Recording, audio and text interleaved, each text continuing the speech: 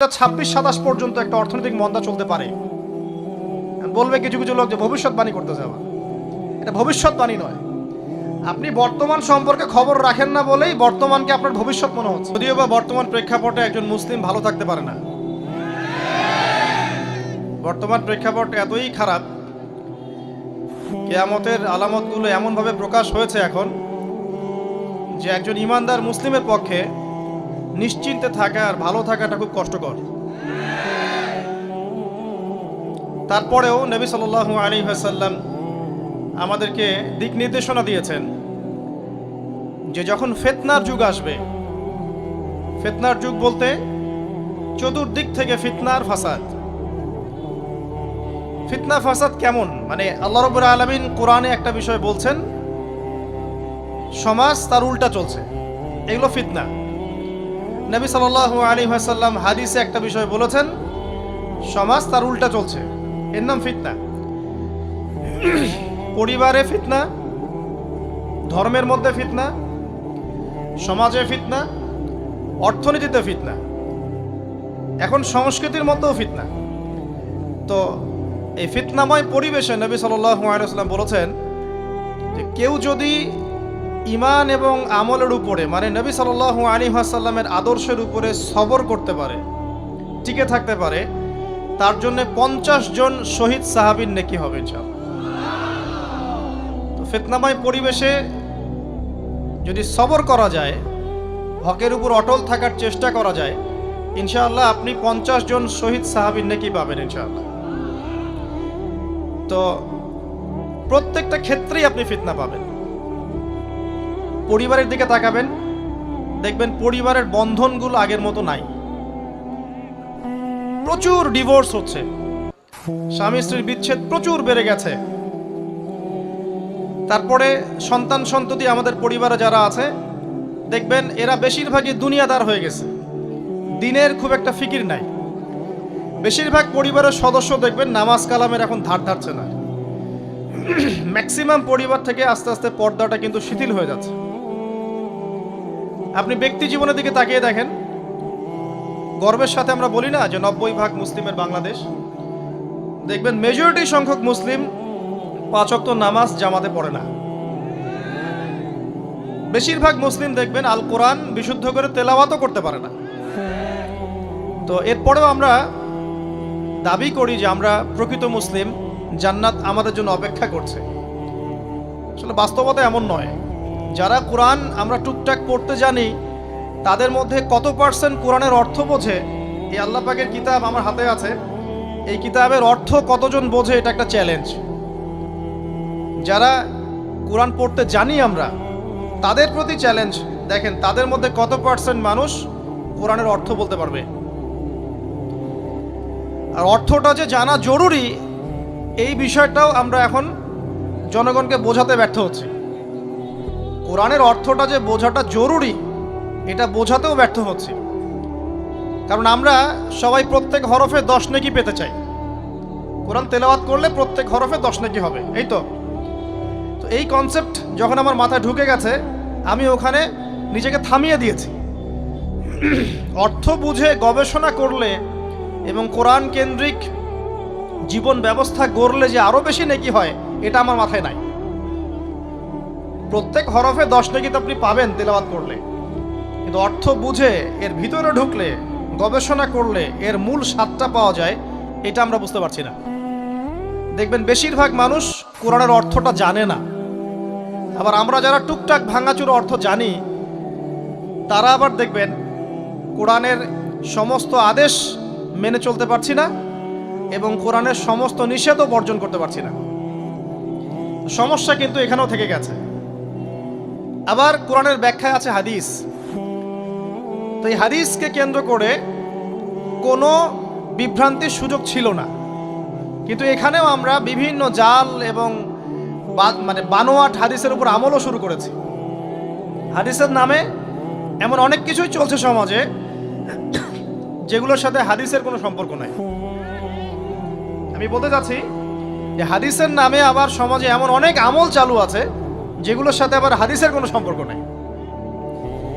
তো দেখুন, ধর্মের মধ্যেও সমস্যা থেকে গেছে। আবার আমরা সবাই মুসলিম, আমাদের সবার ইউনাইটেড থাকার কথা।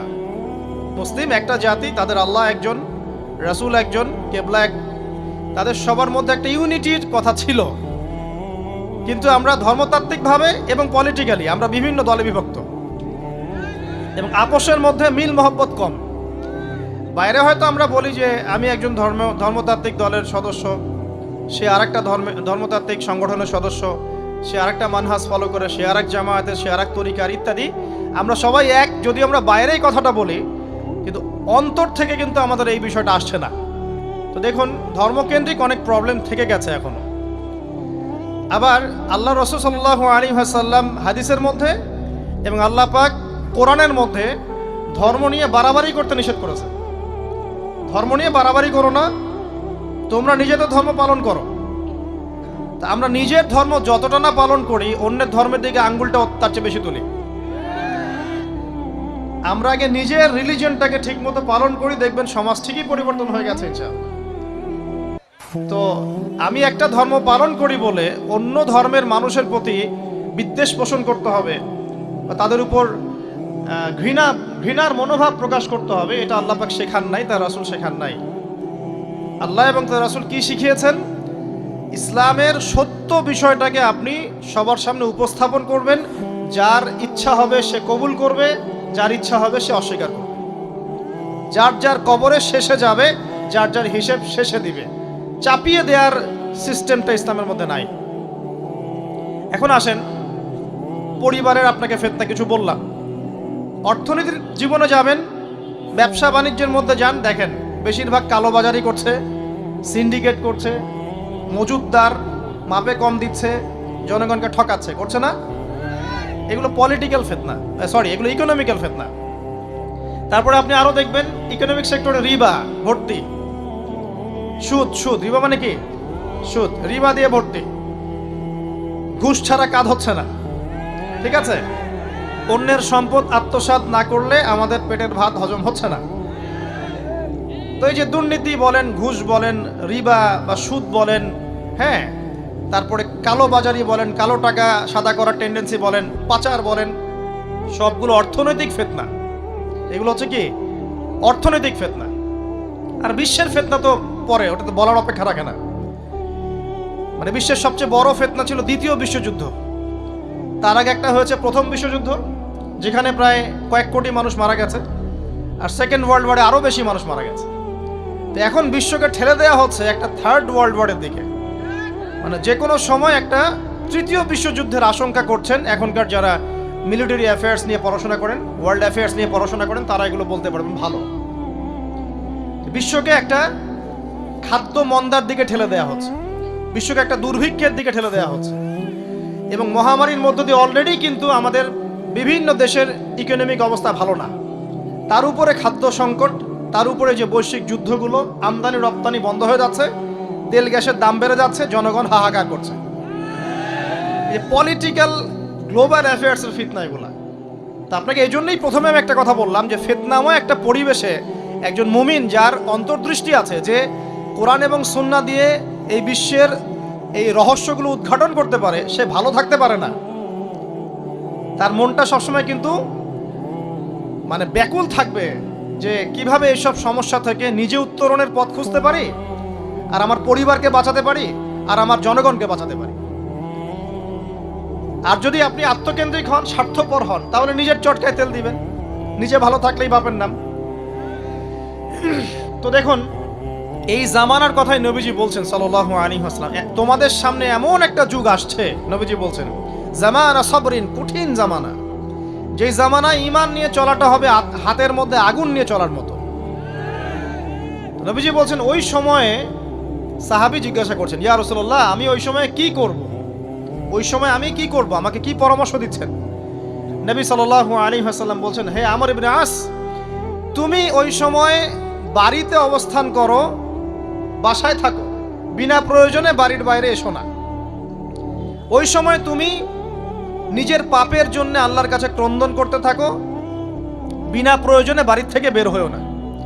আর মানুষের সাথে এত বেশি মেলামেশা করো না, নিজে তোমার আমল, তোমার গুনাহ নিয়ে ব্যস্ত থাকো, তোমার পাপের জন্য আল্লাহর কাছে কান্নাকাটি করো, ইনশাআল্লাহ তুমি নাজাত পেয়ে যাবে। এটা একটা অপশন, ফিতনাময় পরিবেশে আপনি কিভাবে বাঁচবেন এটা একটা অপশন। আরেকটা হাদিসে গিয়ে নবী সাল্লাল্লাহু আলাইহি ওয়াসাল্লাম বলছেন যে যখন এমন ফিতনাময় পরিবেশ আসবে তখন যদি তোমরা এই আমর বিল মারুফ নাহি আনিল মুনকার, সৎ কাজের আদেশ অসৎ কাজের নিষেধ, আমার সুন্নতের উপর অটল থাকতে পারো, তাহলে তোমরা 50 জন শহীদের নেকি পাবে। সাহাবায়ে কেরাম বলছেন, ইয়া রাসূলুল্লাহ আমিনহুম আও মিন্না, তাদের মধ্যে 50 জন নাকি আমাদের মধ্যে 50 জন শহীদ? নবী করিম সাল্লাল্লাহু আলাইহি ওয়াসাল্লাম বলছেন, বাল মিনকুম, বরং তোমাদের মধ্যে 50 জন শহীদ। এটা অপশন নাম্বার 2। এক কি বললাম, আপনি নিজেকে নিয়ে ব্যস্ত থাকেন, বাসায় থাকেন, বিনা প্রয়োজনে বাড়ির থেকে বের হবেন না, মানুষের সাথে কম মেলামেশা করেন এবং নিজের পাপের জন্য আল্লাহর কাছে কান্নাকাটি করেন, নিজের আমল নামা নিয়ে ব্যস্ত থাকেন, ইনশাআল্লাহ নাজাত পাবেন। 2 নাম্বার, যদি আপনার কাছে আরো বেশি যোগ্যতা থাকে এবং আপনি আরো বেশি সাহসী হন এবং আপনি উম্মার দেশের জনগণের কল্যাণ কামনা করেন, তাহলে অন্যদেরকেও এই ফিতনাময় পরিবেশে টিকে থাকার ফর্মুলা বলে দেন। এখানে সবর করেন, আমর বিল মারুফ নাহি আনিল মুনকারের কাজ করেন, আল্লাহ পাক আপনাকে ইনশাআল্লাহ 50 জন শহীদ সাহাবী নেকি দিবেন। আরো অপশন আছে। কি অপশন? ওই যে আসহাবুল কাহফ কি করেছিল, একটা ফিতনাময় পরিবেশ থেকে নিজেরা আস্তে করে সরে গিয়েছে। যখন আপনি পরিবেশকে পরিবর্তন করতে আর পারছেন না, দাওয়াত দিয়েও কোনো কাজ হচ্ছে না, মানুষ কথাও শুনছে না, জুলুম নির্যাতন বাড়তেই আছে, টিকে থাকা মুশকিল, তখন তাদের হিসাবের দায়িত্ব আল্লাহর উপর ছেড়ে দেন, আপনি ওখান থেকে ডিসকানেক্টেড হয়ে যান। তো হয়তো আপনার কাছে মনে হচ্ছে না এখন ওই যুগ আসে নাই, কিন্তু আমি আপনাকে বলে দেই যে কোরআন এবং সুন্নাহর চোখ দিয়ে যদি আপনি দেখতে শেখেন এবং বর্তমান বিশ্বের প্রেক্ষাপটটা অ্যানালাইসিস করার যোগ্যতা আপনি অর্জন করেন কোরআন সুন্নাহর চোখ দিয়ে, আপনি বুঝতে পারবেন সেই সময় অনেক আগেই চলে এসেছিল। এখন ফিতনা এবং ফাসাদময় এই পরিবেশে আমরা কি করতে পারি, ছোট স্কেলে, বড় স্কেলে না, ছোট স্কেলে। আমি আজকে বড় বিষয় নিয়ে কথা বলতে আসি নাই, কারণ আমি চিন্তা করলাম যে আসলে প্রথমে যদি ব্যক্তিকেন্দ্রিক বিষয়টা ঠিক না হয়, বড় বিষয় আলোচনা করে কোনো লাভ নাই। আগে ব্যক্তি যদি ঠিক না হয়, বড় বিষয় আলোচনা করে আসলে কোনো লাভ নাই, আপনারা বুঝবেনও না, মাথার উপর দিয়ে চলে যাবে। এখন গ্লোবাল অ্যাফেয়ার্স নিয়ে কথা বলে খুব একটা ফায়দা নাই আপনাদের। এখন ইকোনমিক পুরো এই সুদভিত্তিক সিস্টেম আপনি চেঞ্জ করতে পারবেন না, এবং পুরো যে তাগুতি ব্যবস্থা আপনি চেঞ্জ করতে পারবেন না। আপনি কি করতে পারবেন? আপনি নিজেকে পরিবর্তন করতে পারবেন, আপনার পরিবারকে পরিবর্তন করতে পারবেন। এতটুকু আপনার পক্ষে এখন পর্যন্ত সহজ, ঠিক না ভাই? ঠিক কথা। এটা আপনি এখন করতে পারবেন। তো এটার ফর্মুলা কি? ফর্মুলা ঘাটতে গিয়ে আল্লাহ পাক আমার মাথার মধ্যে একটা হাদিস নিয়ে এসে দিলেন, কারণ আমি বিশ্বাস করি যে আপনারা বলছেন মৌলানা আল্লামা, আমি আসলে এমন কিছু নই, এই কথাগুলো আসলে আমার সাথে যায় না। আমি নিতান্তই একজন ছোট মানুষ এবং তালেবে ইলম, জ্ঞানের পথের পথযাত্রী, আর আমি তালেবে ইলম হয়ে থাকতে চাই। আমি মুফতি নই, আমি মুহাদ্দিস, মুফাসসির বা এই যে শব্দগুলো আপনারা বলছেন, এমন কিছুই নয়। আসলে কিয়ামতের মাঠে আমি জান্নাতে যেতে পারবো কিনা আমি নিজেই জানি না। যখন কোনো মানুষ নিজেকে অনেক বড় মনে করা শুরু করবে, বুঝে নেবেন সেই ইবলিসের আনুগত্য করা শুরু করেছে আর কি। কারণ ইবলিস বলেছিল, আবা ওয়াস্তাকবারা, আমি খলাকতানি মিন নার ওয়া খলাকতাহু মিন তিন, আমাকে সৃষ্টি করেছেন আগুন দিয়ে, আদমকে সৃষ্টি করেছেন মাটি দিয়ে, আমি কেন আদমকে সিজদা করতে যাব? তো এটা ইবলিসের চরিত্র, আবা ওয়াস্তাকবার, সে উদ্ধত হয় এবং অহংকার প্রদর্শন করে। তো আমি মনে করি যে আমি কিছু বলি না, আল্লাহ রাব্বুল আলামিন আমাকে বলার তৌফিক দেন মাত্র, আলহামদুলিল্লাহ। তা আমার মাথায় একটা হাদিস আসছে, সকাল থেকে ঘুরছে। সেটা হচ্ছে, দেখুন, বারা ইবনে আযিব রাদিয়াল্লাহু আনহু থেকে বর্ণিত হাদিসটা আসছে এবং হাদিসটা বিশুদ্ধ। এখান থেকে আমি মূল আলোচনা যাচ্ছি যে একদিন আনসার মানুষদের মধ্যে, আনসার কারা? আমাদের আনসার বাহিনী। আনসার কারা? যারা মুহাজির সাহাবীদেরকে আশ্রয় দিয়েছিল মদিনায়, তাদেরকে কি বলা হয়? আনসার। তাহলে শব্দটা সুন্দর না? তাহলে আমাদের বাহিনীর নামটাও সুন্দর, মাশাআল্লাহ। তো আনসার সাহাবীদের মধ্যে একজন ইন্তেকাল করেছেন, ইন্না লিল্লাহি ওয়া ইন্না ইলাইহি রাজিউন। এখন তাকে দাফন করা হচ্ছে, আর নবী সাল্লাল্লাহু আলাইহি ওয়াসাল্লাম কবরের পাশে চুপ করে বসে পড়লেন। তার বসা দেখা দেখি বাকি সাহাবীরাও তাকে ঘিরে গোল করে বসে পড়লেন। তারা বলছেন, আমরা এমন ভাবে এখানে বসেছিলাম যেন আমাদের মাথার উপরে পাখি এসে বসতে পারে, চুপচাপ, কোনো নড়াচড়া নাই। দেখেন রাসূলের সাথে বসার সুন্নত দেখেন, কোরআন এবং হাদিসের মাহফিলে বসার কিন্তু সুন্নত আছে। এখানে বসে দুনিয়াবি এত গল্পগুজব করা যাবে না, এই মোবাইল টোবাইল হাবিজাবি নিয়ে এত ব্যস্ত থাকা যাবে না, দিলের কান দিয়ে শুনতে হবে, ঠিক আছে? আদব আছে, না হলে কথা আপনার উপর তাসির করবে না। তারা এমনভাবে বসেছিলেন যেন মাথার উপরে পাখি বসতে পারে, সুবহানাল্লাহ। এবার নবী করিম সাল্লাল্লাহু আলাইহি ওয়াসাল্লাম বলছেন যে যখন মাইয়েতকে কবরে শোয়ানো হয় তখন সে তাকে দাফন করে যাওয়া ব্যক্তিদের হাঁটার খসখস আওয়াজ শুনতে পায়। এরপরে তাকে যখন শুইয়ে দেওয়া হয়, সে যদি মুমিন ব্যক্তি হয় তাহলে তার মাথার দিকে তার সলাত এসে দাঁড়িয়ে যায়। দুনিয়াতে আপনি যে নামাজগুলো পড়েছেন, আমি যে নামাজগুলো পড়ছি, এগুলো মাথার দিকে দাঁড়িয়ে যায়। ডান দিকে চলে আসে তার সওম মানে কি? রোজা। বাম দিকে চলে আসে জাকাত মানে কি? জাকাতের সাথে তো আমরা পরিচিত নই। আমরা ওই যে রাস্তাঘাটে যে দান খয়রাতগুলো উঠানো হয় এগুলোর সাথে খুব পরিচিত, তাই না? কত টাকা, কত পয়সা, কি কি গান করে আর টাকা কালেকশন করে না? অনেক সময় দেখা যায় রাস্তায় যাচ্ছি আমরা গাড়ি নিয়ে, পারলে গাড়ির সামনে এসে হুমড়ি খেয়ে পড়বে টাকা নেওয়ার জন্য। এইভাবে টাকা কালেকশন করতে কে শিখিয়েছে ইসলামে? আর আমরা অনেক সময় ছোট ছোট বাচ্চাদেরকে দিয়ে, মাদ্রাসার ছোট ছোট বাচ্চাদেরকে দিয়ে টাকা কালেকশন করাই। এটা ঠিক না। কেন ঠিক না জানেন? ছোটবেলা থেকেই ওর ব্যক্তিত্ব নষ্ট হচ্ছে। এই হাতটা উত্তম না এই হাতটা উত্তম? উপরের হাত উত্তম, নিচের হাত উত্তম? তো ছোটবেলা থেকে সে নিচের হাতে অভ্যস্ত হচ্ছে।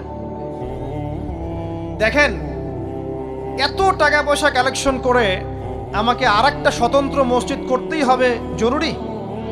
খুবই জরুরি ছিল। মানুষের কাছে হাত চেয়ে, হাত পেতে রাস্তাঘাটে এরকম করে গাড়ি থামিয়ে, তারপরে কি বলবো, সুর করে গান গেয়ে এত টাকা পয়সা কালেকশন করতেই হবে? মসজিদটা আমাকে টাইলস ফিটিং করতেই হবে? এসি মসজিদ করতেই হবে? আমরা এমনও মসজিদ রংপুরে দেখেছি 10 বছরেও টাকা কালেকশন শেষ হয়নি। 10 বছর ধরে কালেকশন হচ্ছে। আমি ছোটবেলা থেকে দেখছি কালেকশন হচ্ছে। কি বুঝলেন?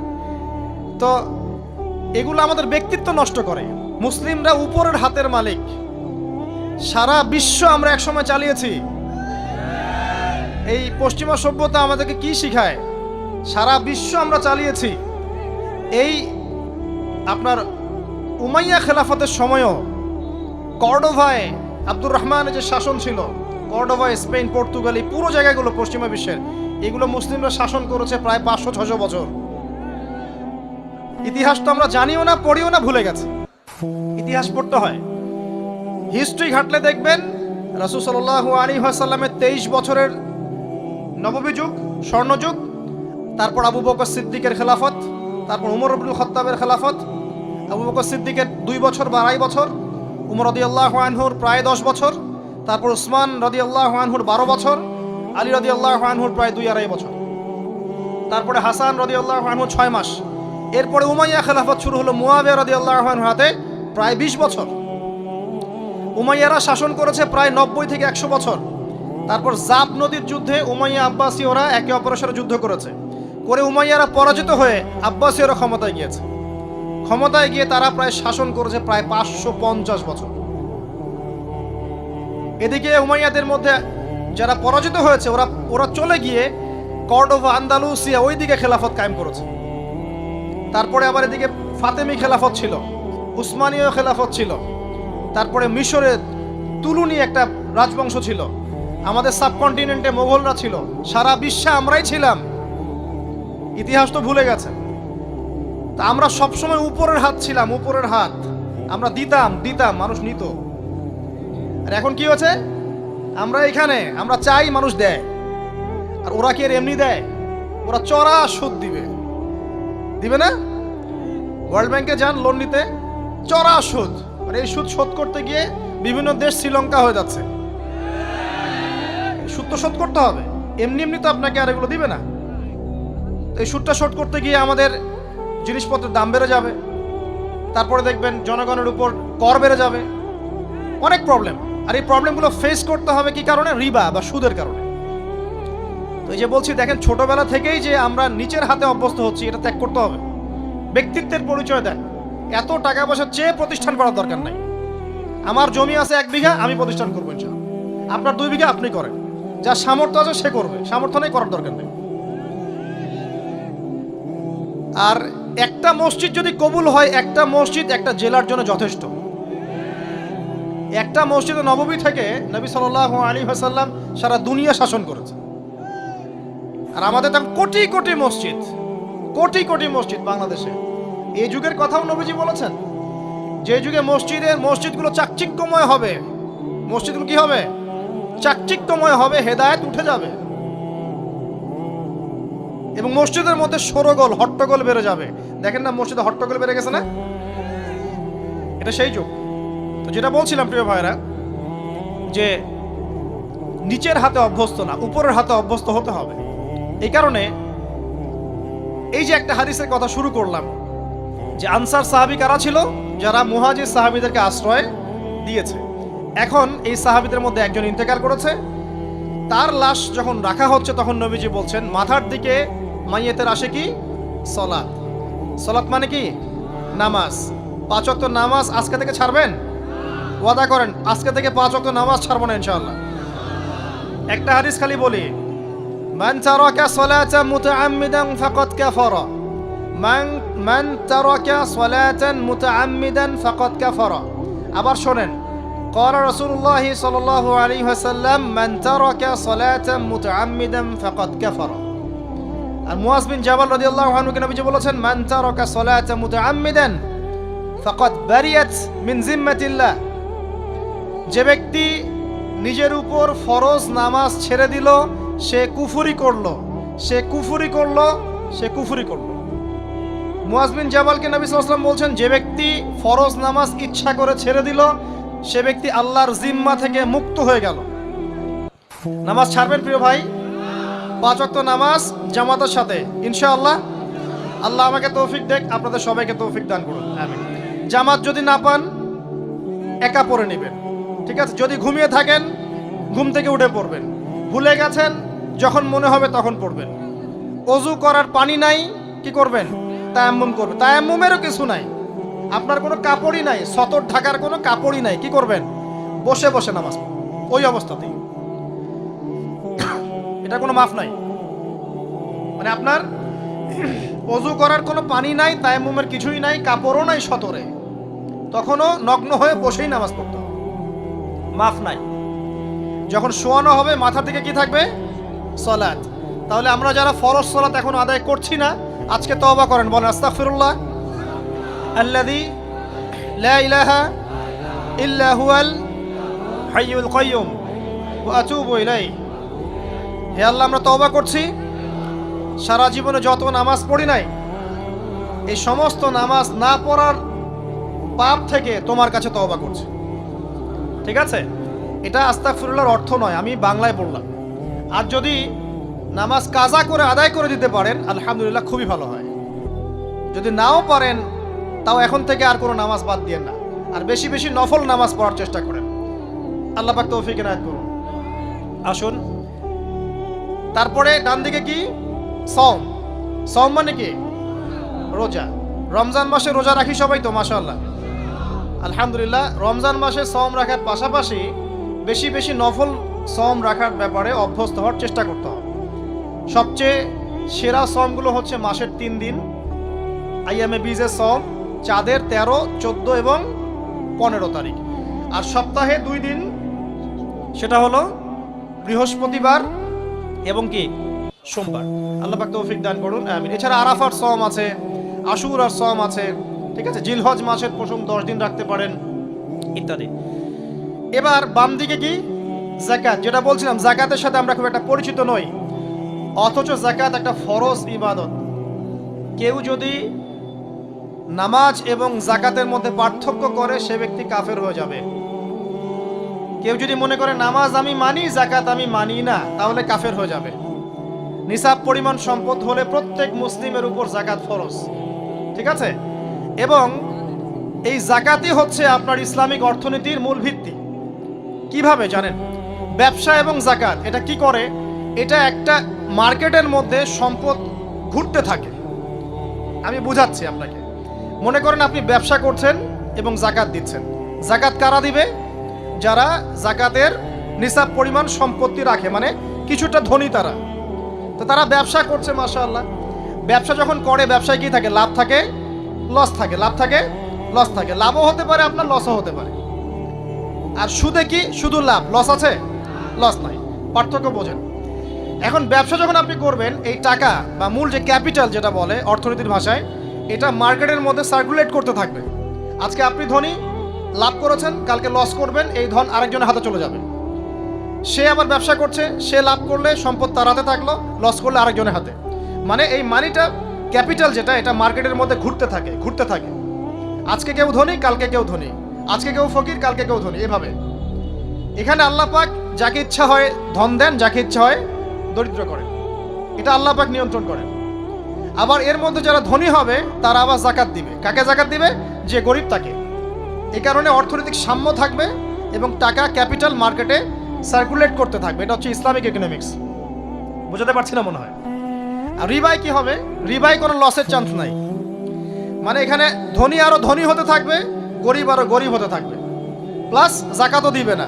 তখন সমাজের একটা অংশ অনেক ধনী হবে, আর একটা অংশ একদম মাটিতে পড়ে যাবে, কোনো ব্যালেন্স হবে না।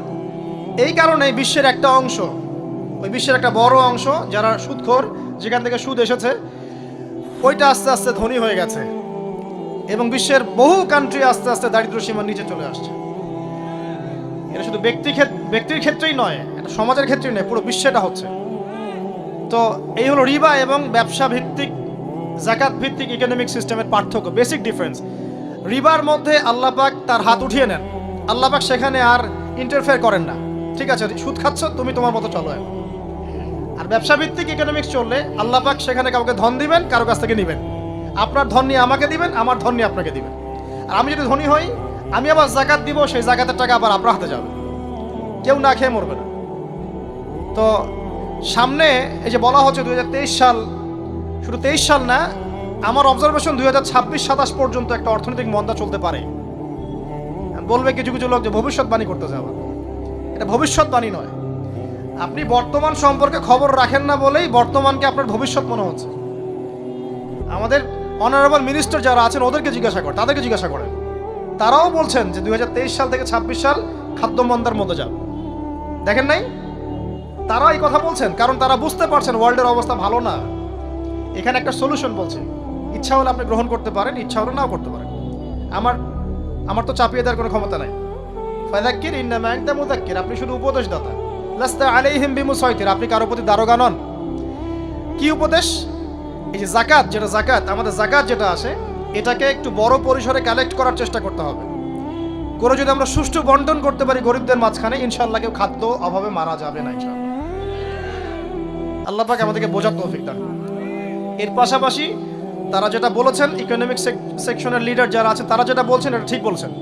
তারা বলছেন কৃষিভিত্তিক অর্থনীতির কথা বলছেন, এটার সাথে আমি 100% একমত। কারণ আল্লাহ পাকের কোরআন, এই কোরআনের মধ্যে বেশিরভাগ যে অর্থনীতির কথা এসেছে তা হচ্ছে কৃষিভিত্তিক অর্থনীতি। এটা কি জানেন? হয়তো জানেন না। কোরআনে যত ইকোনমিক সিস্টেমের কথা আসছে তার মধ্যে সবচেয়ে বেশি এসেছে কৃষিভিত্তিক অর্থনীতির কথা, তারপর ব্যবসা এবং যাকাত। অতএব তারা ঠিকই বলেছেন, দেশের যারা ইকোনমিক সেকশনে গবেষণা করছেন তারা ঠিক কথাই বলেছেন যে কৃষিভিত্তিক অর্থনীতি হচ্ছে আমাদের অর্থনৈতিক মন্দা দূর করার অন্যতম উপায়। ঠিক বলেছেন, আমি একমত। তো যাকাত যেটা কথা বলছিলাম, বাম দিকে যাকাত আসবে। তো যাকাত আমরা দিব তো ইনশাল্লাহ ভাই। যাদের শোনেন, বাংলাদেশে এমন অনেক শিল্পপতি আছে যাদের একজনের যাকাতের টাকা দিয়ে একটা গ্রাম চলতে পারে। আর যাকাতের টাকা কিন্তু শুধু এক বছরে আসবে না, প্রতি বছরেই ঘুরে ঘুরে আসবে। মনে করেন যে আপনাদের এলাকার মধ্যে অনেক বিত্তশালী আছেন, আমি দোয়া করি মন থেকে আল্লাহ পাক বিত্তশালীদের অন্তরটাকে নরম করে দিক এবং ওসমান রাদিয়াল্লাহু আনহুর মতো দানশীল করে দিক। আমরা দোয়া করি। আমরা কারো খারাপ চাবো? সবার জন্য হেদায়েতের দোয়া করব। টাকা থাকতে তো সমস্যা নাই, কিন্তু টাকা থেকে যদি উসমান রাদিয়াল্লাহু আনহু হতে না পারলাম তাহলে সমস্যা। টাকা থাকতে কোনো সমস্যা নাই, ধন আপনাকে আল্লাহ দিতেই পারে। এই ধনটাকে উসমান গনি রাদিয়াল্লাহু আনহুর মতো আল্লাহর পথে বিতরণ করে দেন, ইনশাআল্লাহ আল্লাহ পাক আপনাকে জান্নাতুল ফেরদৌস দান করবেন। তো অনুরোধ থাকবে, দেখেন আপনারা যদি একটা এলাকার জাকাত কালেক্ট করতে পারেন, মনে করেন কথার কথা এখানে কিছু মেয়ে আছে যারা খারাপ পথে পা বাড়িয়েছে, আমার কথা বুঝতে পারছেন? আচ্ছা, এরকম পল্লী অনেক জায়গায় আছে না? 1 বছরের জাকাতের টাকা দিয়ে সমস্ত যৌনপল্লীর মেয়েদেরকে কাজ দেয়া সম্ভব, কর্মে আনা সম্ভব। ওদেরকে কাজের ব্যবস্থা করে দেন, ওরা কখনোই এই সেক্স ওয়ার্কারের কাজ করবে না ইনশাআল্লাহ। কোনো মেয়েই এই কাজ করতে চায় না আমার মতে। কোনো মেয়েই চায় না যে ইজ্জত বিক্রি করে খাবো, কোনো মেয়ে চাবে? কখনো চাবে না। ওকে আপনি ভালো কাজের ব্যবস্থা করে দেন এই জাকাতের টাকা দিয়ে, দেখবেন ইনশাআল্লাহ সে ওই খারাপ পথ ছেড়ে দিয়েছে। অনেক দেখবেন দরিদ্র মানুষ আছে যে পড়াশোনা করার কোনো সুযোগ নাই, টাকা পয়সা নাই, পড়াশোনা করতে চায় কিন্তু টাকা পয়সা নাই, দিনের জ্ঞান অর্জন করতে চায়, দেশকে কিছু দিতে চায়, টাকা নাই। তাকে আমরা হেল্প করতে পারি না? পারি। অনেক মানুষ আছে মাদক দ্রব্য বিক্রি করছে, তাকে বুঝান, দিনের হেদায়েত দেন যে ভাই আমি তোমাকে আরো ভালো চাকরি দিব, ভালো ব্যবসা দিব, তুমি ছাড়বা কিনা? বলবো আমি ছেড়ে দেবো ইনশাআল্লাহ। বুঝালে ছেড়ে দেবে ইনশাআল্লাহ। এই যে মেগা প্রজেক্ট যেটা কথা বলি আমরা, আত্ম উন্নয়নমূলক বলেন, যুব উন্নয়নমূলক বলেন, বা কান্ট্রি ডেভেলপমেন্টের কথা বলেন, এখানে জাকাত একটা বড় শক্তি হতে পারে। তবে এটাকে সুষ্ঠুভাবে কালেক্ট করতে হবে এবং জাকাতের যে 8টা খাত আছে এই খাতগুলোতে সুষ্ঠুভাবে বন্টন করতে হবে। অমুসলিমদেরকেও জাকাত দেওয়া যায়, জানেন? অমুসলিম যদি কেউ থাকে, দরিদ্র, তাকেও জাকাত দিয়ে সহযোগিতা করা যায়। আমরা সহযোগিতা করি না বলেই তো ওই যে পশ্চিম থেকে লোকজন এসে সহযোগিতা করে খ্রিস্টান বানাচ্ছে এখন সবাইকে। আরো বাড়বে দিন দিন, দেখেন। আমরা তো সহযোগিতা করছি না। আপনার পাশে আপনার প্রতিবেশী না খেয়ে মারা যাচ্ছে, আপনি যাচ্ছেন না। এখন তো অন্য কেউ এসে যদি সাপোর্ট করে, ও তো তার দলেই ভিড়বে তখন। স্বাভাবিক, এটাই হচ্ছে এখন। আল্লাহ বোঝার তৌফিক দান করুক আমাদেরকে। বাম দিকে মাইয়াতের থাকবে কি ভাই? যাকাত।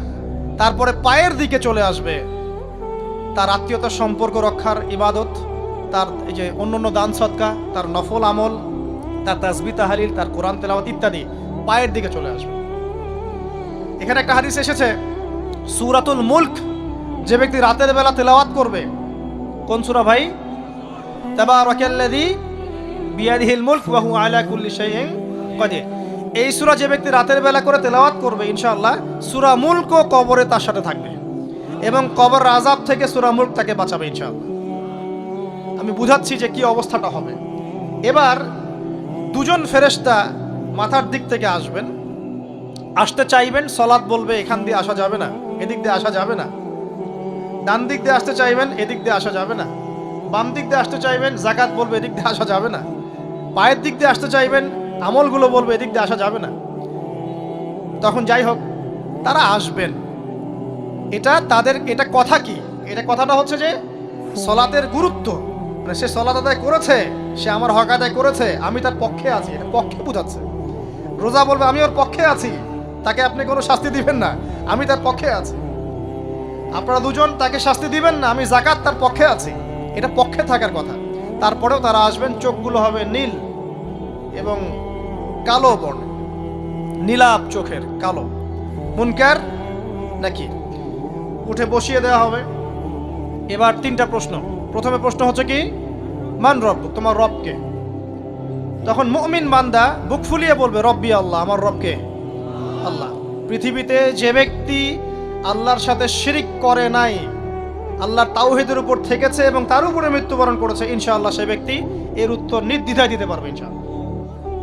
আর দুনিয়াতে যে বা যারাই আল্লাহর সাথে শিরিক করবে, আল্লাহর সাথে শিরকের পাপে লিপ্ত হবে, ওই অবস্থায় মারা যাবে, তাওহীদের উপর থাকবে না, কোশ্চিন কালেও মান রব্বুক উত্তর দিতে পারবে না।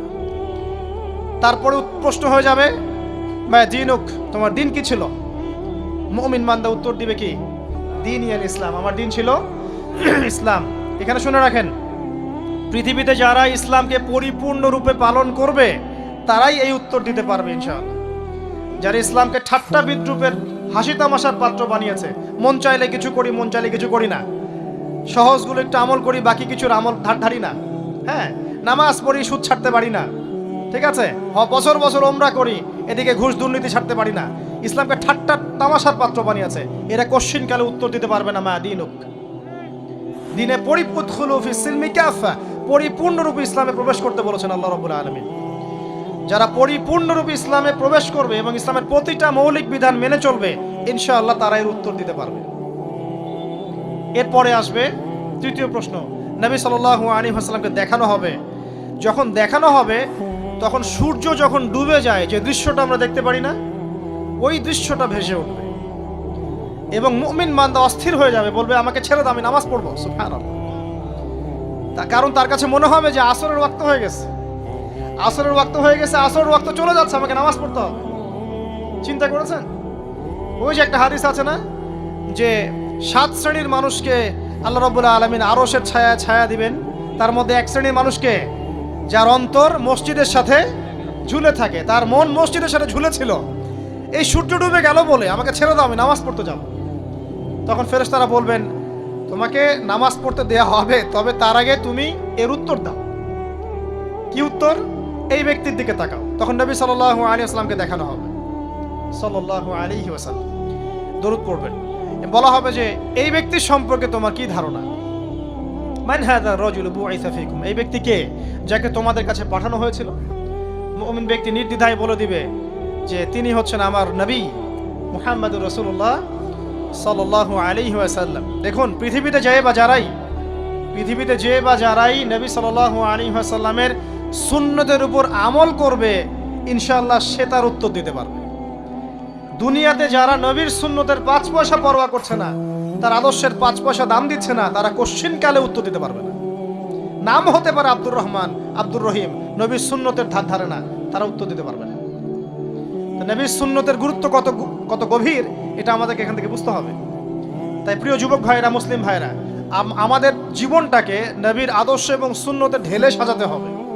সকাল থেকে সন্ধ্যা পর্যন্ত প্রতিটা কাজ করব কার তরিকায়? রাসূলের তরিকায়। নামাজ পড়বো তার তরিকায়, রোজা, সিয়াম, হজ, জাকাত, আমল, মুআমালাত, আখলাক সব কার তরিকায়? নবী সাল্লাল্লাহু আলাইহি ওয়াসাল্লামের তরিকা অনুযায়ী ইনশাআল্লাহ। আল্লাহ পাক তৌফিক এনায়েত করুন, আমিন। এবার ফেরেশতা দুজন জিজ্ঞাসা করবেন অবাক হয়ে যে তুমি কিভাবে এটা জানলে, তুমি কিভাবে এই 3টা প্রশ্নের উত্তর দিতে পারলে? কারণ বেশিরভাগ মানুষ তো উত্তর দিতে পারবে না, বেশিরভাগ মানুষই এই উত্তর দিতে পারবে না। কারণ কিয়ামতের মাঠে 1999 জন মানুষ জাহান্নামে যাবে, নাউজুবিল্লাহ। তো এটা কঠিন পরীক্ষা। আল্লাহ রাসূল সাল্লাল্লাহু আলাইহি ওয়াসাল্লাম বলেছেন যে নিশ্চয়ই তোমাদেরকে এখানে পরীক্ষায় ফেলা হবে, আর তোমরা যদি এই পরীক্ষা জেনে তোমাদের মৃতদেরকে দাফন করা থেকে বিরত না থাকতে, তাহলে আমি তোমাদেরকে শুনিয়ে দিতাম কবরে কেমন পরীক্ষা হয়। মানে যদি আমরা শুনতে পারতাম যে কবরে কেমন পরীক্ষা হয়, আমরা ভয়ে আমাদের মৃতদেরকে দাফন পর্যন্ত করতাম না। এটা নবীজি বলছেন সাল্লাল্লাহু আলাইহি ওয়াসাল্লাম। তাকে জিজ্ঞাসা করা হবে যে তুমি কিভাবে জানলে এটা? বেশিরভাগ মানুষ তো পারে না উত্তর দিতে। তখন সেই ব্যক্তি বলে বসবে, সেই ব্যক্তি বলবে যে করাতু কিতাব আল্লাহ, আমি আল্লাহর কিতাব এই কোরআন পড়েছি। মুমিন বলবে আমি আল্লাহর কোরআন পড়েছি, ফাআমানতু বিহি, আমি এর উপর ঈমান এনেছিলাম, ওয়া সাদ্দাকতু, এবং সত্যায়ন করেছিলাম। সুবহানাল্লাহ। অতএব দুনিয়াতে যারা দ্বীনের জ্ঞান অর্জন করছে না, কোরআন পড়ছে না, হাদিস পড়ছে না, পড়াশোনার চেষ্টা করছে না, জানার চেষ্টা করছে না, কবরে পাওয়া ডিফিকাল্ট আছে। এটা একটা অন্যতম প্রশ্ন। আমরা কিন্তু মনে করি 3টা প্রশ্ন হচ্ছে, আসলে প্রশ্ন হচ্ছে কয়টা? 4টা। 3টার পরে আরো একটা এক্সট্রা। কিভাবে জানলে? তখন উত্তর দিচ্ছে আমি আল্লাহর কিতাব পড়েছি, ঈমান এনেছি, সত্যায়ন করেছি। সুবহানাল্লাহ। নবী সাল্লাল্লাহু আলাইহি ওয়াসাল্লাম হাদিসের পরের অংশে বলছেন যে যখন কাফের বান্দাকে ওঠানো হবে, তখন ডানেও কিছু নাই, বামেও কিছু নাই, সামনে পিছনে কিচ্ছু নাই। মাথার দিক থেকে ফেরেশতারা চলে আসবেন, উঠিয়ে বসানো হবে, প্রশ্ন করা হবে কে তোমার রব? একটাই উত্তর, লা আদরি, আমি জানি না। নাউজুবিল্লাহ। কি তোমার দিন? লা আদরি, আমি জানি না। এই যে আল্লাহর তো খবর নাই, আল্লাহ পাকের বিধান মেনে চলার কোনো খবরই নাই, পরোয়াই নাই। সে জানবে কিভাবে ইসলাম কি জিনিস? সে জানবে কিভাবে আল্লাহ কি জিনিস? ও তো আল্লাহকে চিনেই না। দিব্যি বলে বেড়াচ্ছে মহাবিশ্ব সৃষ্টি হয়েছে বিগ ব্যাং থেকে, আল্লাহ বলে কেউ নাই। মানুষ সৃষ্টি হয়েছে বান্দর থেকে, নাউজুবিল্লাহ।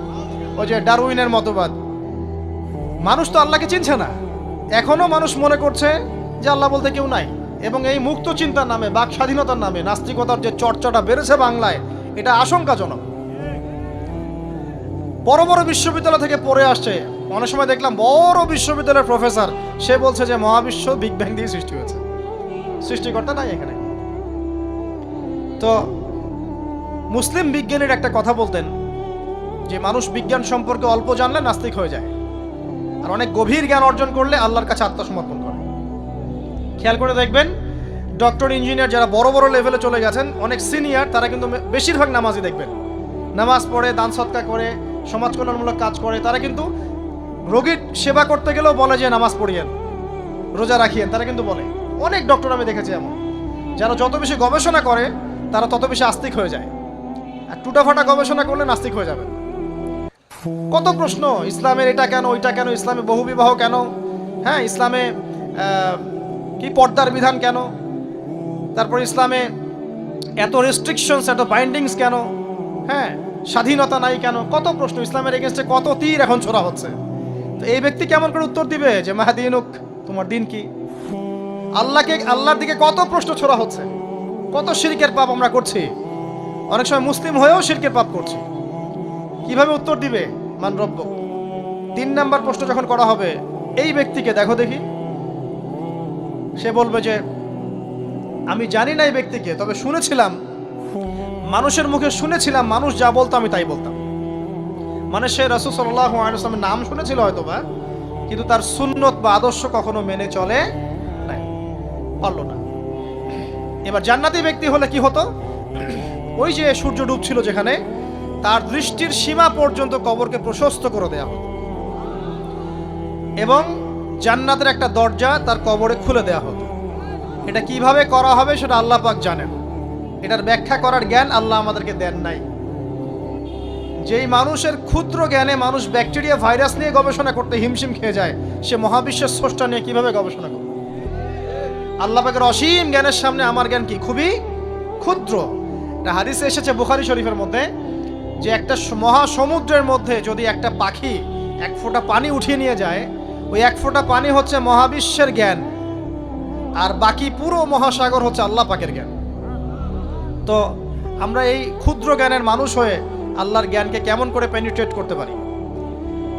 তো আল্লাহ পাক জান্নাতের দরজাগুলো খুলে দিবেন, একটা দরজা খুলে দিবেন, সেখান থেকে বাতাস আসবে, সে জান্নাতের নাজ নেয়ামত উপভোগ করতে থাকবে, এবং তার রূহটাকে সবুজ রঙের পাখির আকৃতিতে জান্নাতে রেখে দেওয়া হবে। ইল্লিন মানে ওখানে জান্নাতের নিয়ামত সে পাবে। এটাকে বলা হয় দারুল বারজাখ বা বারজাখের জীবন। জীবন অনেকগুলো, একটা ছিল রুহের জগৎ। রুহের জগতে আমরা সবাই ছিলাম। শোনেন, রুহের জগতে যার সাথে যার বন্ধুত্ব, ভালোবাসা গভীর ছিল, দুনিয়াতে তার সাথে তার ভালোবাসা বেশি।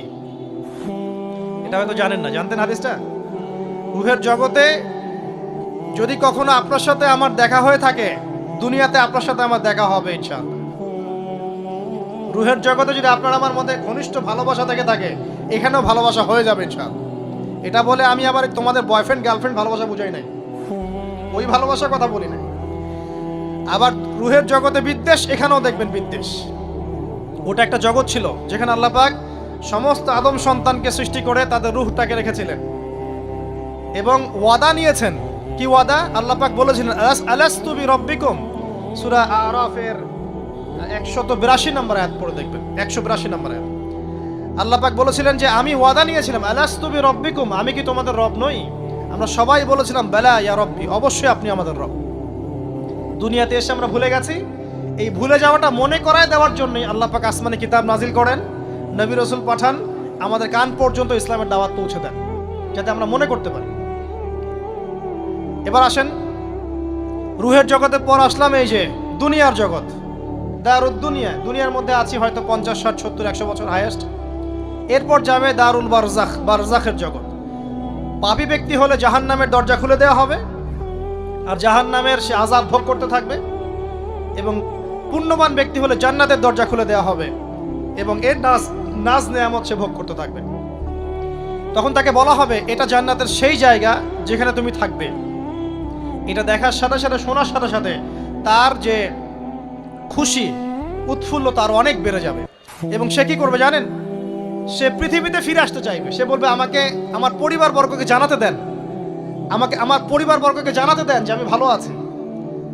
তখন ফেরেশতারা তাকে বলবেন যে এটা সম্ভব না, তোমার এবং তাদের মাঝে দারুল বারজাক আছে, তুমি এটা ভেদ করে যেতে পারবে না। তখন তার আত্মাটাকে ইল্লিনে দেওয়া হবে, একটা সবুজ পাখির আকৃতিতে জান্নাতে ঘুরে বেড়াবে ইনশাআল্লাহ। আর যদি জাহান্নামী হয় তাহলে যে বললাম, দরজা খুলে যাবে জাহান্নামের, মর্মান্তিক আযাব তার দিকে আসতে থাকবে, কবর সংকুচিত হয়ে আসবে এমনভাবে যাতে তার বাম পাজর ডান পাজরের ভিতরে এইভাবে ঢুকে যাবে। নাউযুবিল্লাহ। এবং এই আযাব চলতে থাকবে ইলা ইয়াউমি ইউবআসুন, পুনরুত্থানের দিন পর্যন্ত। এখন এই যে হাদিসটা আপনারা শুনলেন, এই হাদিসটা ব্যক্তিকেন্দ্রিক নয় কি? এখানে তিনটা বিষয় আপনাকে ফোকাস করতে হবে আমাদেরকে। এক, তাওহীদ, আল্লাহ পাকের তাওহীদ। দুই, রিসালাত, রাসূলুল্লাহ সাল্লাল্লাহু আলাইহি ওয়াসাল্লামের রিসালাত। এবং আখিরাত, পরকাল। এই তিনটা বিষয় খুব স্বল্প কথায় বলছি। দেখুন, তাওহীদ কি? আল্লাহ পাকের একত্ববাদ। এক আল্লাহকে আপনি সৃষ্টিকর্তা মানবেন, রিজিক দাতা মানবেন, পালন কর্তা মানবেন, সন্তান দাতা, ভালো মন্দের মালিক, সমস্ত কিছুর মালিককে আল্লাহ। আল্লাহ আল্লাহ আমাকে বাঁচিয়ে রেখেছেন, আল্লাহ আমাকে মৃত্যু দিবেন, আল্লাহ আমাকে রিজিক দেন, আল্লাহ আমাকে সন্তান দিবেন, আল্লাহ আমার ভালোর মালিক, আল্লাহ মন্দের মালিক, আল্লাহ সমস্ত কিছুর মালিক। এই কনসেপ্ট পরিষ্কার থাকবে, লা ইলাহা ইল্লাল্লাহ পরিষ্কার থাকবে। সমস্ত বিষয় কার পক্ষ থেকে? আল্লাহর পক্ষ থেকে। তাওহীদ, সংক্ষিপ্ত কথায় বললাম তাওহীদ। এর মধ্যে তিনটা ক্লাসিফিকেশন আছে: রুবুবিয়্যাত, উলুহিয়্যাত, আসমা ও সিফাত। এটা আপনারা কিতাবুত তাওহীদ বই থেকে পড়ে নিয়েন। সংক্ষেপে বলে দেই, রুবুবিয়্যাত আল্লাহ পাকের সমস্ত বিষয়গুলো তার দিকে সম্বন্ধ করা, সৃষ্টিকর্তা, পালনকর্তা, রিজিক দাতা সবকে আল্লাহ। উলুহিয়্যাত কি? দুনিয়াতে এসেছি আল্লাহ পাকেরই দাসত্ব করতে হবে, অন্য কারো দাসত্ব চলবে না, তাওহীদ উলুহিয়্যাত। আসমা ও সিফাত কি? আসমা সিফাত মানে হচ্ছে আল্লাহ পাকের নাম গুণাবলীগুলো আছে, আল্লাহ পাক রহমান, আল্লাহ পাক রহিম, আল্লাহ পাক রাজ্জাক, হ্যাঁ, আল্লাহ পাক গফুর, আল্লাহ পাক শদীদুল ইকাব। সমস্ত গুণাবলী কার? আল্লাহ। এই হলো আসমা ও সিফাত। আল্লাহ পাক যেমন, আল্লাহ পাক তেমন, আল্লাহ পাক নিজের মতো, কারোর সাথে তুলনীয় নন। ওয়াল্লাহু আহাদ, একক। আল্লাহুস সামাদ, তিনি অমুখাপেক্ষী। লাম ইয়ালিদ ওয়া লাম ইউলাদ, তিনি জন্ম দেননি, জন্মিতও নন। ওয়া লাম ইয়াকুল লাহু কুফুয়ান আহাদ, তার সমতুল্য আর কিছুই নাই। আল্লাহ থেকে সবকিছু হয়, এটাই হলো তাওহীদ। এখন এর অপোজিশন কি? শিরক। তাওহীদের বিরুদ্ধে গেলে কি হয়ে যাবে? শিরক। কেউ যদি মনে করে যে আল্লাহ ছাড়া কেউ আমাকে জীবন দিতে পারে, আল্লাহ ছাড়া কেউ আমাকে মারতে পারে, আল্লাহ ছাড়া কেউ আমাকে রিজিক দিতে পারে, অথবা আল্লাহ ছাড়া কেউ সন্তান দিতে পারে, আল্লাহ ছাড়া অন্য কারো কাছে কেউ যদি দোয়া করে, আল্লাহ ছাড়া অন্য কারো জন্য নজর মানত করে, আল্লাহ ছাড়া অন্য কারো নামে কসম খায়, আল্লাহর হালালকে হারাম করে দেয়, আল্লাহর হারামকে হালাল করে নেয়, ঠিক আছে? আল্লাহ থেকে শুভ অশুভ আসে না, শুভ আল্লাহর পক্ষ থেকে আসে, অশুভ শয়তানের পক্ষ থেকে আসে, এমনও যদি কেউ মনে করে, শুভ অশুভ দুটোই আল্লাহর পক্ষ থেকে আসে, কিন্তু কেউ যদি মনে করে না শুভগুলো আল্লাহর পক্ষ থেকে, অশুভগুলো শয়তানের পক্ষ থেকে, এমনও যদি মনে করে, শিরক হয়ে যাবে। মুসলিমরা চলাফেরায় শিরক করছে। এখন মুসলিমরা আল্লাহ ছাড়া অন্য কারো কাছে চাচ্ছে, মুসলিমরা অনেকে কবরে সেজদা করছে, মুসলিমরা অনেকেই মৃত মানুষের কাছে দোয়া করছে, হাতে বালা পরে আছেন, খোলেন না। কেন খোলেন না? ভয়ে যদি আপনার ক্ষতি হয়। শিরক। মুসলিমরা দেখবেন আগুনের সামনে মাথা নত করছে, মুসলিমরা এখন মেডিটেশন করে, ধ্যান করে, মুসলিমরা জিনকে তাবে করতেছে। অনেক সময় দেখা যায় মুসলিমরা জাদু করতেছে, জাদুবিদ্যা, কুফরি কালাম করছে না? করছে। সবই শিরক, সবই শিরক। মুসলিমরা দেখবেন আল্লাহর হালাল যেগুলো আছে এগুলোকে হারাম করে ফেলছে, আবার অনেক সময় আল্লাহর হারামগুলোকে হালাল করে নিচ্ছে। সুদ কি ভাই? এখানে ফরজ, হালাল করে নেওয়া হয়েছে। মদ কি? তোমাদের কাছে তো ওয়াজিব, না খাইলে ঘুম হয় না। তো এই যে আল্লাহর হারামগুলোকে কি করছি আমরা? হালাল করে ফেলছি, এটাও শিরক, কুফরি একটা। তো এক কথায় তাওহীদের উপর যারা থাকবে, মান রব্বক উত্তর দিতে পারবে ইনশাআল্লাহ। যারা শিরক করে ফেলবে ওই অবস্থায় মারা যাবে, মান রব্বক উত্তর দিতে পারবে না। আমার কথা কি বোঝা যাচ্ছে? আমি সহজ করার চেষ্টা করছি, কিন্তু হয়তো পারছি না, এটা আমার ব্যর্থতা। এক কথায় যদি আমরা কবরের প্রথম প্রশ্নের উত্তর দিতে চাই, তাহলে আমাদেরকে অবশ্যই তাওহীদের উপর থাকতে হবে। শিরকে যাওয়া যাবে না। প্রিয় ভাইরা, শিরকের পাপ থেকে আজকে তওবা করে ফেলবেন। আল্লাহ জেনে না জেনে জীবনে যত শিরক করেছে আল্লাহ মাফ করে দাও, আমিন। এবং আগামী দিনগুলোতে শিরকের পাপে লিপ্ত হয় না, প্রিয় ভাইরা, যদি আপনার আমল নামায় আসমান জমিন সমানও পাপ থাকে, শিরিকের পাপটুকু না থাকে, আল্লাহ পাক আপনার পুরো পাপ মাফ করতে পারবেন ইনশাআল্লাহ। আল্লাহ পাক বলেছেন, মেরাজের রাতে নবী সাল্লাল্লাহু আলাইহি ওয়াসাল্লামকে আরশে আজিমের কাছে উঠিয়ে নিয়ে আল্লাহ পাক 3টা ওহী করেছেন। কয়টা ওহী? একটা ছিল 5 ওয়াক্ত নামাজ, ঠিক আছে। 2 নাম্বার হচ্ছে সূরা বাকারার শেষের 3টা আয়াত। 3 নাম্বার একটা ওয়াদা, একটা প্রতিশ্রুতি। সেটা কি? হে মুহাম্মদ সাল্লাল্লাহু আলাইহি ওয়াসাল্লাম, তোমার উম্মতের মধ্যে কেউ যদি আসমান জমিন সমান পাপ নিয়ে আমার সামনে হাজির হয়, কিন্তু আমার সাথে কাউকে শরিক না করে, শিরক না করে, তাহলে আমি আল্লাহ তার সামনে আসমান জমিন সমান ক্ষমা নিয়ে হাজির হব, মানে মাফ করে দেওয়া হবে ইনশাআল্লাহ। অতএব শিরকের পাপে যায় না, ইনশাআল্লাহ জান্নাতে যাওয়া যাবে। যে ব্যক্তি মন থেকে একবার লা ইলাহা ইল্লাল্লাহ পড়েছে, সমস্ত বিষয় আল্লাহর দিকে সুপর্দ করে, তার অন্যান্য অনেক পাপ থাকতে পারে, আল্লাহ পাক চাইলে সব পাপ মাফ করতে পারে। অতএব মান রব্বকে উত্তর দিতে চাইলে শিরকের পাপে যাওয়া যাবে? যাবে না। আধুনিক শিরকের মধ্যে সবচেয়ে ভয়ঙ্করটা হচ্ছে এটা, যে আমরা আল্লাহর হালালকে হারাম করে নিচ্ছি, হারামকে আবার হালাল করে ফেলছি। এখানে যায় না। সব কিছু আল্লাহ থেকে আসে। দোয়া আল্লাহর জন্য করবেন, নামাজ আল্লাহর জন্য, সবকিছু ইবাদত আল্লাহর জন্য, দ্বীনি ইলম অর্জন আল্লাহর জন্য। প্রতিটা কাজের করার আগে নিয়াত ফিক্স করবেন, কেন করব? পরকালীন স্বার্থ থাকলে করব, না হলে করব না। কেন তুমি টিকটকে যাবা না? কারণ পরকালীন কোনো স্বার্থ নাই। কেন তুমি ফ্রি মিক্সিং অ্যাফেয়ার্সে যাবা না? কারণ পরকালীন কোনো স্বার্থ নাই। কেন মদ খাবা না? পরকালীন কোনো স্বার্থ নাই। কেন মিউজিকে যাচ্ছ না? কারণ পরকালীন কোনো স্বার্থ নাই। কেন তুমি এই যে সুদ খাবা না? কারণ পরকালীন কোনো স্বার্থ নাই। যে কাজে পরকালীন কোনো স্বার্থ নাই, সে কাজে কোনো মুমিন মুসলিম নাই। কেন নামাজ পড়বো? কারণ পরকালীন স্বার্থ আছে। কেন রোজা রাখবো? পরকালীন স্বার্থ আছে। কেন আমি হালাল বিয়ে করব, হারাম জেনায় যাব না? পরকালের স্বার্থ আছে। কেন আমি যাকাত দিব, ব্যবসা করব, সুদ খাবো না? কারণ পরকালের স্বার্থ আছে। কেন ইসলামের দাওয়াত দিব? পরকালের স্বার্থ আছে। কেন হাদিস প্রচার করব? কারণ পরকালের স্বার্থ আছে। ইসলামের জন্য সবর করব কেন? পরকালের স্বার্থ আছে। পরকালের স্বার্থ যেখানে, মুসলিম সেখানে। পরকালীন স্বার্থ নাই, আমরা নাই। প্রত্যেকটা কাজ করার আগে নিয়াতটা ফিক্স করতে হবে, পরকালের কোনো স্বার্থ আছে? যদি বলে হ্যাঁ আছে, তাহলে করবেন। স্বার্থ নাই, আমি নাই। কোনো ফুজুল কি বাত বা ফাহেসা কোনো কাজ, এসব কাজে আমরা নাই, বিকজ এগুলোতে কোনো পরকালীন স্বার্থ নাই। ব্যাস, আমাদের জীবনের প্রতিটা মোমেন্ট, প্রতিটা সেকেন্ড আল্লাহর দেয়া দান। আমি নিজের ইচ্ছা মতো এটাকে অপব্যয় করতে পারি না। হ্যাঁ, আপনি মিউজিক শুনতে চান, আপনি সং পছন্দ করেন, আপনি নাশিদ শোনেন, ইসলামিক নাশিদ শোনেন, ওখানে আপনার ইমান একটু দীপ্ত হবে, পরকালীন স্বার্থ আছে। আপনি নিজে দমন করতে পারছেন না, হালালভাবে বিয়ে করে নেন। বিয়ে করার পর আপনি যত ইচ্ছা স্ত্রীকে মহব্বত করেন, প্রত্যেকটা মহব্বতে নেকি পাবেন। এমনকি স্ত্রীর দিকে নেক নজরে তাকাবেন, তাতেও নেকি। তার মুখে খাবার তুলে দেবেন, তাতেও নেকি। তার হাত ধরে হাঁটবেন, তাতেও নেকি। তাকে নিয়ে রাত্রে চাঁদ দেখবেন, তাতেও নেকি। আপনি আপনার নিয়তটাকে চেঞ্জ করেন, কাজের ডাইরেকশন চেঞ্জ করেন। পরকালের স্বার্থ থাকলে করবো, না হলে করবো না। আপনি পছন্দ করেন ঘুরে বেড়াতে, আল্লাহর দিনের দায়ী হয়ে ঘুরে বেড়ান না, সমস্যা কি? আল্লাহর জমিন ঘুরে দেখেন, এসব অবান্তর কাজে লিপ্ত না থেকে আল্লাহ পাকের নিদর্শনগুলো ঘুরে দেখেন, আপনার ইমান বাড়বে ইনশাআল্লাহ। আপনার সংস্কৃতি ভালো লাগে, ইসলামিক সংস্কৃতি মেনে চলেন। আপনি কবিতা লিখতে ভালোবাসেন, ইসলামিক কোনো কবিতা লেখেন। আপনি উপন্যাস পড়তে ভালোবাসেন, ইসলামিক কোনো উপন্যাস পড়েন। আমি বলছি না এগুলোর বাইরে কোনো পড়াশোনা করা যাবে না, এমনটা আমি কিন্তু বলছি না। আমি বলছি আপনি আপনার পুরো কাজটাকে আগে ফিক্স করবেন, পরকালের কোনো স্বার্থ আছে কি নাই। যদি হ্যাঁ দেখা যায় হ্যাঁ পরকালের স্বার্থ ঠিক আছে, অবশ্যই করেন, কোনো সমস্যা নেই। আল্লাহ পাক বোঝার তৌফিক দান করুন। তো দেখুন প্রিয় ভাইরা, শিরকের পাপে যাওয়া যাবে না। এই শিরকের পাপ না থাকলে আমল নামায় ইনশাআল্লাহ আমরা জান্নাতে যাব এবং কবরের উত্তর দিতে পারবো ইনশাআল্লাহ। মান রব্বক, উত্তর পাস ইনশাআল্লাহ। তারপরে কি? মাদিনু। এক কথায় ইসলামের অনেক বিধিবিধান আছে, নামাজ, কালিমা, সওম, যাকাত, হজ সব আছে। আমর বিল মারুফ, নাহি আনিল মুনকার, পিতামাতার খেদমত, প্রতিবেশীর অধিকার, স্ত্রীর অধিকার, তারপরে সন্তানদের অধিকার, যাকাত, সব কিছুই আছে। এখন যদি ইসলামের কিছু অংশকে মেনে নেন, কিছু অংশকে না মানেন, এটা কিন্তু কুফরি। ইসলামের কিছু অংশকে মানছেন, কিছু অংশকে মানছেন না, এটা কিন্তু কুফরি। ইসলামের পরিপূর্ণ বিধানটাকে যদি মেনে চলেন, ইনশাআল্লাহ আযজা ওয়া জাল আপনি মাদিনক উত্তর দিতে পারবেন।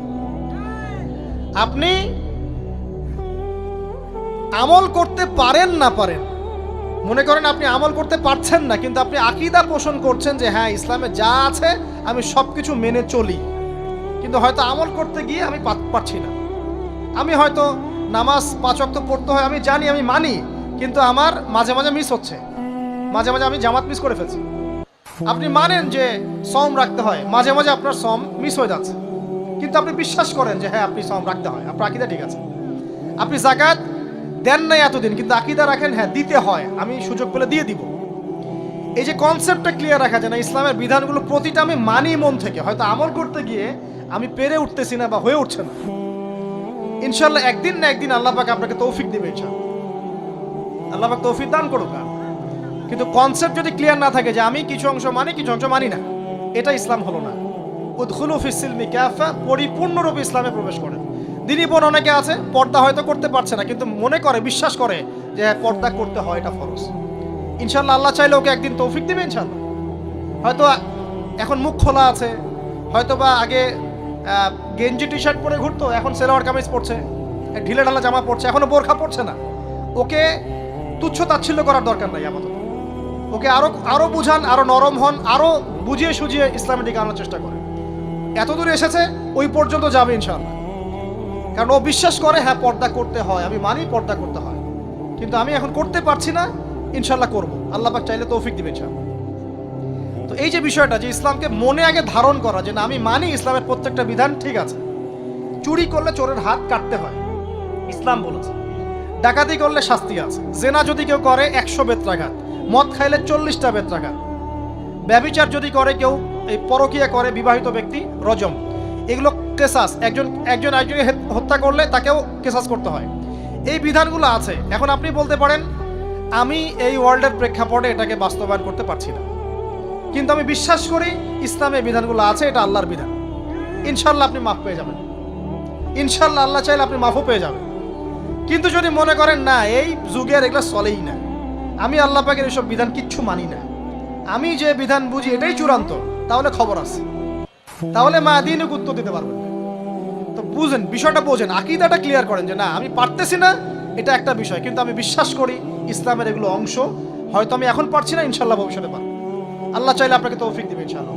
আমরা দোয়া করি আল্লাহ পাক আমাদেরকে পরিপূর্ণরূপে ইসলামে প্রবেশ করার তৌফিক দান করুন। আর সর্বশেষ কি, এটা যদি করতে পারে মা দিনিক উত্তর দিতে পারবে। মান নবীকে উত্তর কখন দিতে পারবে? যখন একজন ব্যক্তি সারা জীবন নবী সাল্লাল্লাহু আলাইহি ওয়াসাল্লামের সুন্নতের উপর আমল করতে পারবে। এই যে ঘুম থেকে উঠলেন, ব্যাস ব্রাশটা নিয়ে দৌড়ে চলে গেলেন বাথরুমে, কি জন্য? ঘুম থেকে উঠলেন, আগে চোখটা একটু ঘষতে হবে, মুখে হাত দিতে হবে, তারপরে আপনি দোয়া পড়বেন। কি দোয়া পড়বেন? আলহামদুলিল্লাহিল্লাযী আহইয়ানা বা'দা মা আমাতানা ওয়া ইলাইহিন নুশুর। তারপরে আপনি যাবেন বাথরুমে। দোয়াটা না পড়ে কেন গেলেন? ঘুমাচ্ছেন, ঘুমানোর আগে আপনি অবশ্যই বলবেন। ঘুমানোর আগে একদম একটা গান শুনে, একটা গার্লফ্রেন্ডের সাথে 10টা মিনিট কথা বলে হ্যাঁ জান রাখি, ব্যাস, তারপরে ঘুমিয়ে গেলেন। ঘুমটা আপনার জন্য ইবাদত হলো না? হারামে লিপ্ত হতেন না? আল্লাহুম্মা বিইসমিকা আমুতু ওয়া আহইয়া পড়তেন, সূরা মুলক পড়তেন, সূরা কাফিরুন পড়তেন, সূরা ফালাক নাস ইখলাস পড়তেন, ঘুমিয়ে যেতেন। পুরো ঘুমটাই ইবাদত, পুরো ঘুমটাই নাকি? ঘুমিয়ে আছেন নাকি পাচ্ছেন? আপনি ইচ্ছাকৃতভাবে আপনার আমলটা নষ্ট করলেন। ইস্তেঞ্জা করতে গেছেন, ইস্তেঞ্জা করতে গিয়ে গান শুরু করে দিল বাথরুমে। বাথরুম সিঙ্গার আছে না কিছু? বাথরুমে গান গাওয়ার জায়গা নাকি? তো ওখানে গান শুরু করবো। বাথরুমে গান গাবেন কেন? আপনি ঢোকার সময় বলবেন কি, বিসমিল্লাহ আল্লাহুম্মা ইন্নী আউযু বিকা মিনাল খুবসি ওয়াল খাবাইস। এরপর ইস্তেঞ্জা করবেন, তারপরে আপনি গুফরানাকা বলে বের হয়ে আসবেন। পুরো ইস্তেঞ্জার সময়টুকু নাকি? নামাজ পড়তে দাঁড়িয়েছেন, এখানে রিয়া কোনো লৌকিকতা থাকবে না, লোকজন আমাকে দেখছে আমি ভালো করে নামাজ পড়ি, এমন থাকবে না। নামাজে দাঁড়িয়েছেন আল্লাহর জন্য খালেস। এখন আল্লাহ আপনার মাঝখানে আর কেউ নাই, আল্লাহ আপনার মাঝখানে আর কেউ নাই। এমনকি যা ইচ্ছা তাই নামাজ পড়বেন? একদল বের হয়েছে এখন দেখি 2 ওয়াক্ত নামাজ পড়ে। তাদের বক্তব্য হচ্ছে যে 5 ওয়াক্ত নামাজ নাকি কোরআনে নাই, আর ওরা খালি কোরআন মানে হাদিস নাকি মানে না। কত যে ফেরকা এখন বের হয়েছে আল্লাহ ভালো জানে। 5 ওয়াক্ত নামাজ কোরআনে নাই বলে, সুবহানাল্লাহ। তো 2 ওয়াক্ত নামাজ পড়ে। এখন নামাজ কি মন গড়া ভাবে পড়লেই হবে?